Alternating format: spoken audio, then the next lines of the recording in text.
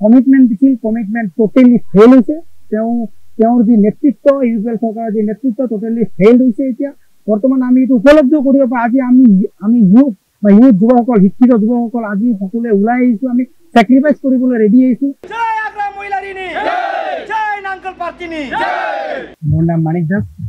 আজি আমি বিটিচিৰ চুকে কোণৰ পৰা যুৱক যিসকল বৰ্তমান উঠি অহা যুৱক আমি একেলগে হৈ আজি আমি আনুষ্ঠানিকভাৱে আগ্ৰামা মহিলাৰী ডাঙৰীয়াৰ উপস্থিতিত আজি আমি বিপিএফ দলত যোগদান কৰোঁ।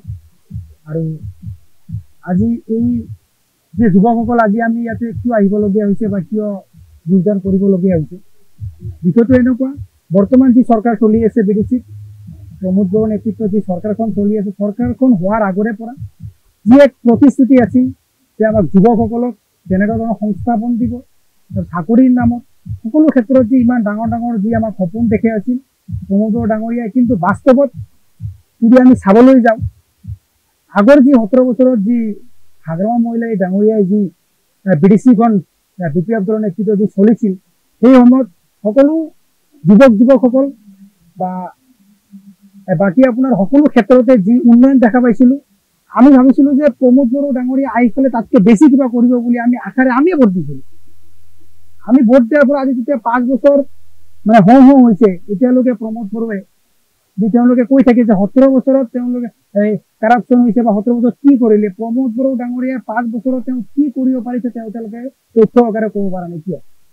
আমাৰ ডাঙৰ প্ৰশ্ন এইটো প্ৰমোদ বড়ো ডাঙৰীয়ালৈ যে বিদেশী যে যুৱকসকল ইমান যে ভেকেঞ্চি এতিয়া এভেইলেবল হৈ আছে, তেওঁ কিয় ফুলফিল কৰিব পৰা নাই? তেওঁ যিটো বিদেশী চিফ, তেওঁৰ লগত আসাম কেবিনেটৰ মিনিষ্টাৰ আছে, দিল্লীত MP আছে, তেওঁ কিয় এইখিনি চাকৰিখিনি আমাৰ বিদেশীৰ যিসকল নিবনুৱা যুৱক তেওঁলোকলৈ কিয় দিব পৰা নাই? কিন্তু আগ্ৰামা মহিলাই ডাঙৰীয়া 17 বছৰত 28,365টা চাকৰি আমাৰ বিটিচি ৰাইজক, বিটিচি যিসকল নিবনুৱাক সংস্থাপন কৰিছিল, তেওঁলোক যিসকলে শিক্ষিত আছিল, তেওঁলোকে CSBৰ যি বোৰ্ড আছে, বোৰ্ডৰ মাধ্যমেৰে বহুতক চাকৰি দিয়া হৈছিল। কিন্তু বৰ্তমান ডেটত প্ৰমোদ বড়ো ডাঙৰীয়াই কিয় কৰিব পৰা নাই? এইটো 1 নম্বৰ প্ৰশ্ন। 2 নম্বৰ প্ৰশ্ন হৈছে আমাৰ যিসকল যুৱক আছে আৰু আমাৰ ইউথ যিসকল ষ্টাডি কৰি আছিলে, ৰিচেণ্ট আমি দেখা পাইছোঁ 2-3 বছৰ আগত বড়োলেণ্ড ইউনিভাৰ্চিটিৰ আণ্ডাৰত থকা যিবোৰ কলেজবোৰ আছিল, সেইবোৰ কলেজবোৰত যি মানে ৰিজাল্টলৈ যি এক বিসংগতি হৈছিল, সেই বিসংগতিখন আজিলৈকেতো সম্পূৰ্ণৰূপে সমাপ্ত কৰিব পৰা নাই। তেওঁৰ নেতৃত্বত শিক্ষাৰ ক্ষেত্ৰত এনেকুৱা ধৰণৰ যি বিসংগতি, এইটো বহুত লাজ লগা বিষয়। তেওঁ এজন ইমান শিক্ষাৰ কথা কৈ তেওঁ নিজে এডুকেশ্যন ডিপাৰ্টমেণ্ট ৰাখিছে, তাৰপিছতে এনেকুৱা ধৰণৰ যি মানে শিক্ষাৰ ক্ষেত্ৰত ৰিজাল্টৰ ক্ষেত্ৰত বিসংগতি কিয় কৰিব পৰা নাই? তেওঁলোকৰ 2 নম্বৰ প্ৰশ্ন। যিহেতু শিক্ষা আমাৰ মেৰুদণ্ড, এখন জাতি এখন সমাজৰ এক মেৰুদণ্ড হয়, তো এই বস্তুখিনি তেওঁলোক টোটেলি ফেইলিয়াৰ হৈছে। তেওঁ যি আশা দিছিল আমাক যুৱকসকলক যে মানে চাকৰি দিব, তাৰপিছত নিবনুৱাসকলক 2 লাখকৈ টকা দিব, এনেকুৱা ধৰণৰ যিবোৰ মানে তেওঁ কমিটমেণ্ট দিছিল, কমিটমেণ্ট টোটেলি ফেইল হৈছে। তেওঁৰ যি নেতৃত্ব, ইউপিএল চৰকাৰৰ যি নেতৃত্ব টোটেলি ফেইল হৈছে। এতিয়া বৰ্তমান আমি এইটো উপলব্ধ কৰিব পাৰোঁ। আজি আমি ইউথ যুৱকসকল, শিক্ষিত যুৱকসকল আজি সকলোৱে ওলাই আহিছোঁ, আমি চেক্ৰিফাইচ কৰিবলৈ ৰেডি আহিছোঁ। কিন্তু আমি আগৰ যি গভৰ্ণমেণ্ট আছিল, সেইখন গভৰ্ণমেণ্ট যে আমাক মানে বিদেশীবাসীৰ স্থায়ী শান্তিৰ লগতে উন্নয়নৰ বাট দেখাইছিল, তেওঁ আমি আকৌ এবাৰ আগ্ৰামা মহিলাৰী নেতৃত্বত মানে আশা ৰাখিছোঁ যে এইবাৰ ধুনীয়া মানে এখন চৰকাৰ গঠন হ'ব আৰু যিবোৰ মানে হ'বলগীয়া আছিল ধুনীয়াকে যিবোৰ তেওঁ লৈছে, এমবোৰ লৈছে আমাৰ ইউথসকলৰ কাৰণে, বাকী সকলো ক্ষেত্ৰত তেওঁলোকে যি আলোচনা কৰি এখন মানে দেখাই আছে আমাক সুন্দৰ এক বিদেশী আকৌ নিৰ্মিত হ'ব বুলি আমি আশা ৰাখিছোঁ।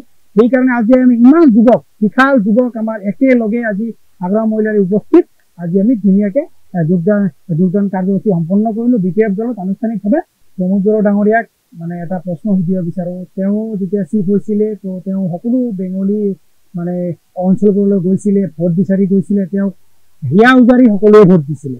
কিন্তু অতি তাৎপৰ্য বিষয় এইটোৱে যে বেংগলী সমাজৰ হৈ প্ৰমোদ বড়োৱে এটা মাত মাতিবলৈ দেখা পোৱা নাই। কিয়? প্ৰমোদ বড়ো কি বেংগলী ভোট নালাগে নেকি? বা প্ৰমোদ বড়োৱে কি তেওঁলোকে সকলো জাতি জনগোষ্ঠীৰ উন্নয়নৰ কথা ক'বলৈ আহিছে? বৰ্তমান সময়ত যি আমাৰ বেংগলী সমাজখনৰ যিখন প্ৰব্লেম বাৰে ডিষ্টাৰ্ব দি আছে, যে ডি ভোটাৰৰ যিবিলাক কেছ আছে, সেইবিলাক কেছ লৈ প্ৰমোদ বড়োৱে এটলিষ্ট এবাৰ যদি ষ্টেজত বা তেওঁৰ কোনোবা মন্ত্ৰী, MLA, MP এবাৰত মাত মাতিব লাগি আছে। কিয়? প্ৰমোদ বড়ো কি বেংগলী ভোট নালাগে বা বিদেশী বেংগলীসকল কি কৰিবলৈ তেওঁ নিবিচাৰে নেকি? তেওঁতো আগত গৈছিলে এইবিলাক কৰি দিম বুলি। তেওঁলোকে এইটোৱে মই প্ৰশ্ন থাকিল যে তেওঁ ডি ভোটাৰ সম্পৰ্কে আৰু তেওঁৰ দলত থকা যিসকল ডাঙৰ ডাঙৰ বেংগলী কমিউনিটি নিজকে নেতা বুলি ভাবি তেওঁ মানে ইউৰোপীয় দলৰ নেতৃত্ব দি আছে, তেওঁলোকৰ মোৰ প্ৰশ্ন ডাঙৰ। আৰু যিসকল বেংগলী সংগঠন কৰি গৈছে বা সকলো ক্ষেত্ৰৰ পৰা যে ইউৰোপীয় দলত আছে, তেওঁলোকক মই প্ৰশ্ন সুধিব বিচাৰো যে আপোনালোকে কি নিবিচাৰে নেকি যে বেংগলী কমিউনিটিৰ যি এখন অভিশাপ ডি ভোটাৰ, এই অভিশাপৰ পৰা মুক্ত আপোনালোকে ইচ্ছা আছে না নাই, বা আপোনালোকে ইয়াৰ লৈ স্থিতি কি সেইটো স্পষ্ট কৰিব লাগে প্ৰমোদ বড়ো ডাঙৰীয়া।